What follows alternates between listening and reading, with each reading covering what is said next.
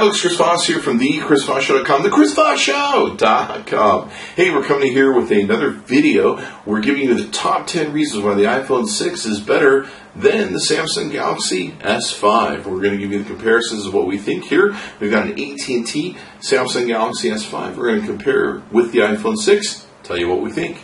And for those of you who accuse us of being fanboys, be sure to watch for the video that we do, the top 10 reasons why the Samsung Galaxy S5 is better than the iPhone 6. So, let's get into it and see what the real big difference is. Be sure to give us a like, subscribe to us on the YouTube channels there, because we're going to be doing this with all the phones out there in the marketplace. Number one, the iPhone 6 has something that's really cool. Well, something that's a favorite for mine. It's the sapphire crystal lens cover.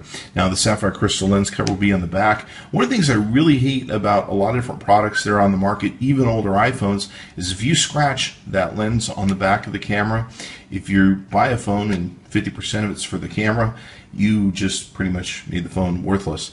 So one of the pet peeves that I have, it's always getting dirty, slimy, everything else is always grease, fingerprint, grease on it. And so one of the things that I think is really awesome, they put that sapphire glass on it, and with the sapphire crystal, it's less likely to get scratched or broken for that matter.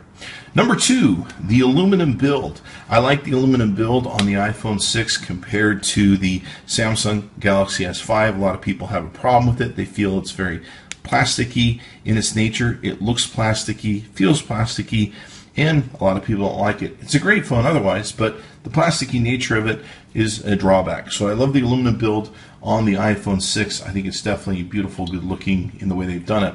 Number three, the iPhone 6 fingerprint technology. The fingerprint technology on iPhones is far better than the one that's on the Samsung S5.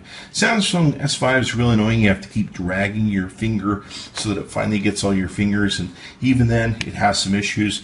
The fingerprint technology that's on the iPhone is much better. Number four, the app environment.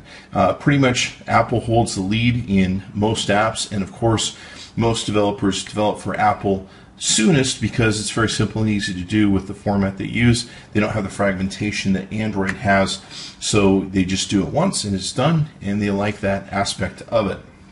Number five, the simple OS and intuitive design of the Apple 6 or the Apple OS product. It's very simple, easy design. There's not a whole lot of complexity to it. With Samsung, you have widgets, you have multiple settings, you have a lot more features, but boy, they sure are hard to learn and figure out. You got multi-window and all this sort of stuff. It's not very intuitive, it's not very simple, and the beautiful part about the iPhone 6 is you have that wonderful, simple design with the software.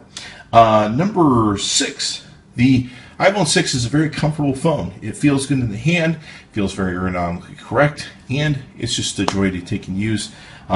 With the Samsung Galaxy S5, once again, we come back to that plasticky feel. You know, it feels a little bulky, a little weird. It doesn't have that nice aluminum, beautiful design to it that you normally would see. With the iPhone, you don't have any carrier bloatware. You don't have the different carriers putting on their what they call bloatware or crapware sometimes, where they put all their apps on it and you can't erase the apps, and a lot of people dislike that. With the iPhone 6, the carriers aren't allowed to put their bloatware on it, which works out really well. Number eight, the OS updates you get right away. One of the big problems with Android is it's very fragmented, and even when there's an update to the Android OS, it still has to go through the carriers to put their bloatware on it and manipulate it to whatever they want to do with it, and then you might get it, or someday you'll get it, or years later you get it. A lot of people don't like that feature. With the iPhone 6 and the Apple iOS, you get your OS updates right away when they issue them. Number nine, the plug can go either way in the Lightning connector. You can plug it one way or another, and it can go in. One of the things that I dislike about the USB ports on the Android phones is you got to get in the right way. And if you're working at night, you know, you're going to sleep, you're trying to get the charger in there so you can just take a night's rest, it's a real pain in the butt to get in there. The next number 10, we don't have the actual milliamp hours, but they're rumored to be about 2,000 or 1,800 on the iPhone 6. Which would put it far less than the Samsung Galaxy S5. But the nice thing about the iPhone 6 is you'll be able to charge the battery faster. A lot of people seem to think it has better battery life because of the OS that's on it, and therefore makes it much better because you can charge it quicker and get going up to 100% faster than you can with the Samsung. You're going to spend a few more hours charging up the Samsung Galaxy S5. And there you have it. Give us a like, subscribe to us on YouTube, watch for the other videos we're going to be doing. We're comparing about 30 phones that have come to the market in the last 3 years with the Samsung Galaxies and the iPhones. Thanks for coming by. See you next time.